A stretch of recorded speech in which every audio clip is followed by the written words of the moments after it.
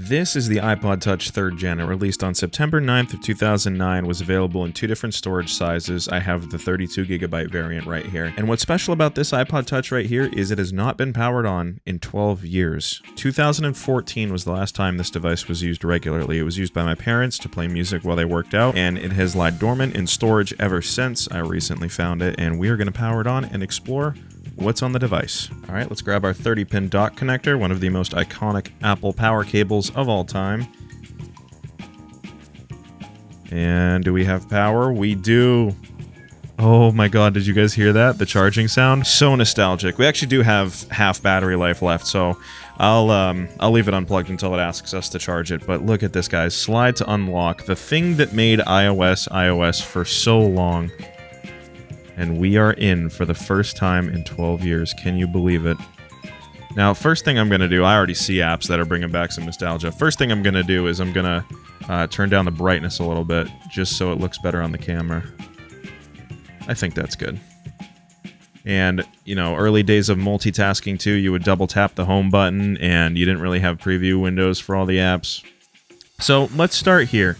This version of Angry Birds, I believe, is, yes, 2014. So I don't think this is the one that came with all of the levels. I think you get maybe like the first 2 chapters of the story. Oh, it's even got my old Game Center name signed in. That's cool. Of course, you know, we're spoiled today with load times for most games. Nowadays, you know, things load instantly. Back in the day, that was not the case for this. 256 megs of RAM came with the iPod Touch 3rd Gen. I have not played Angry Birds, and I cannot tell you how long.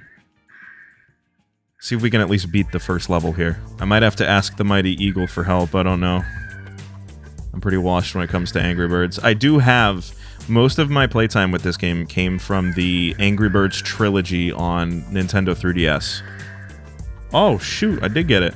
Sweet. I don't want to spend too much time in Angry Birds. We're gonna go with the next game here and then explore some of the apps as well. God, I can already see the built-in YouTube. That's crazy. Obviously, none of these are gonna work because whatever server they were hosted on back in the day has long since been shut off, even if I have an internet connection right now, which I don't, and probably don't have any way to do it because my modem is too new of a security protocol. It probably won't even connect, but Arcade Bowling, this was an absolute banger of a game. I do remember this quite a bit from my childhood. Let's just try it for the sake of trying it. I did have this on my DSi through the DSi shop. I was lucky enough to get some Nintendo points for Christmas one year, and I used it on this. And now, I homebrewed my 3DS XL and was able to get HShop and download this. So, I now have this game on 2 different platforms, and both games are amazing.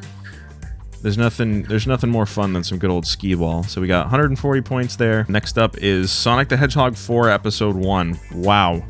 Holy moly. I do play this game, unfortunately. I hate saying that because it is like one of the worst Sonic the Hedgehog games of all time. But yeah, it released for mobile. I completely forgot about this. I had it on the console for, I want to say, 360, I think. Let's do Splash Hill Act 3. I hope it's playable. Please be playable. Oh, it is. Is that the Sonic Rush sprite? It totally is the Sonic Rush sprite. I did not know the initial version of mobile for this game used the Sonic Rush sprite. That is hilarious. You guys have no idea how hard this is. The webcam, for one, is blocking my view, so I have to look through my OBS preview window to even see what I'm doing. And that's not good in a platformer like Sonic, because you need to be able to have precise inputs. Some of my most memorable gaming experiences came from owning an iPod Touch, too. I had the iPod Touch 6th Gen, but just going back to this one it's different just because, you know, we're on an old iOS. I could jailbreak it and force a newer version of iOS on it, which we could try. We could certainly try. Probably would not end well just because of the low RAM count on this thing. But if that's something you guys want to see, definitely let me know because I would absolutely be up for trying it. So that was Sonic the Hedgehog 4. Alright, next one on our list is the free version of Asphalt 5. And this intro, I get a blast of nostalgia every single time. I even go back and watch this on YouTube. This intro is still a banger to this day. Let's go ahead and use the 370Z. Now, one thing I definitely do remember about this game is you could use the in-game radio and play music from your iTunes library. That was like one of the big things back in the day, is you could do that. Do I have touch steering? Let's figure out. It seems I do have touch steering. Gosh, it's been a hot minute since I played an Asphalt game. I played Asphalt They've changed the name so many times. I know it is Asphalt 9 Legends, but it's probably something else now. I played that recently, and, you know, it's cool, but it doesn't scratch the itch that a lot of the old Asphalt titles can, this being one of them. I do remember this track very vividly, though, because I have Asphalt 3D for the 3DS, and this track is in the game, and I love the shortcut. If you know where to go and where to look for it, you can skip a good chunk of the track. Nice, I got someone. Alright, I'm gonna try for a top 3. This is the shortcut I was talking about. You jump over all these buildings. We drag race to the line. Top 3. Nice. Now, this is one of the funniest games I have ever played and one of the first mobile games I ever played. I don't know if anyone here is a OG App Store user or OG Apple user. You guys will remember this game. This is Ow My Balls. Now, the premise is basically, well, you'll see it when you start. You have to tap to keep yourself up in the air, and you collect bags of chips to keep your gas meter up. I'm not even joking. This was a real game on the App Store for quite a long time. This game, man.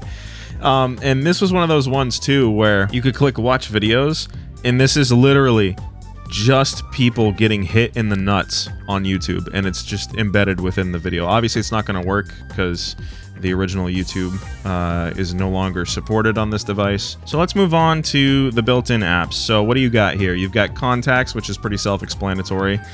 Everything about the old pre-iOS 7 UI on Apple devices was just... everything had so much more personality, it seemed like. You know, like even photos. If I had Photo Stream, like if I was signed into iCloud, I think it would either... it would bowl my entire library, or I'd have to select which photos I want. And then videos, if you have like saved movies or something, you can download movies from iTunes. The original YouTube app as well, if this worked, you would be able to like just search up something. Like if I was to just straight up Google my channel name, obviously cannot connect to YouTube. Even if we were on the internet, it still wouldn't work, which is unfortunate. Stocks and weather were powered by Yahoo, and I'm guessing, you know, Yahoo cut the servers down for those quite a while ago, because even if you were on internet, I can't imagine that these would even work. Same with the weather app or maps. The Notes app is actually one of my favorites because it's in this like yellow paper notepad theme, and the font that it uses is very, very charming indeed. Let's just do Hello World. Haha, how original. Look at this. I love everything about pre-iOS 7. It just had personality. And if you were to trash a note, it would do this. And just get sucked right into the corner. I love that. And then obviously you had reminders as well. I clicked into that briefly. Clock, if you want to listen to like some of the old timers. Oh my goodness, marimba. The nostalgia. Just going through all these ringtones is bringing back so many memories. Where's old phone?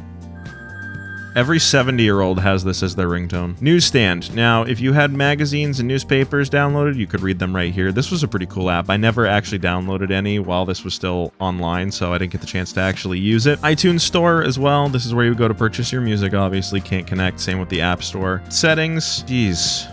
None of these settings are how they are anymore. Like everything it's kind of like broken into categories. Wallpaper nowadays and brightness would be under display. What did we get under general? About, we can see the version number this is running on, which would be 5.1.1. And then if we click usage, this was the original way to look at your storage. So this is a 32 gigabyte model. Aside from the reserved space for system files, we have 5.6 gigabytes used out of 22.7 gigabytes available. iTunes Wi-Fi, Spotlight search, restrictions. Twitter even had a built-in setting. If that still worked, I would try to sign in, but I can't guarantee that it will work anyway. Even with the proxy setting that Twitter usually has to connect somewhere, you could probably get like Blue Sky or something, but I can't imagine that would work. And then sounds, obviously, the good old tritone for notifications.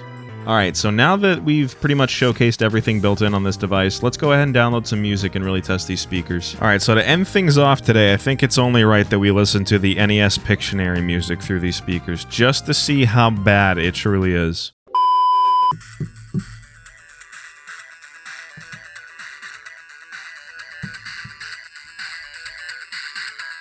Yes, it really does sound that distorted.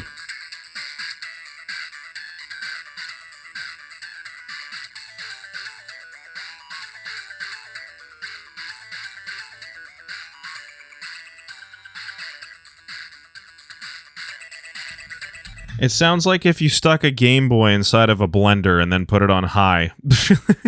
Well, ladies and gentlemen, that was the iPod Touch 3rd Gen. If you want me to revisit this device and consider jailbreaking it for a video and seeing if we can force a newer operating system onto it, please let me know. Until then, thank you for watching and take care.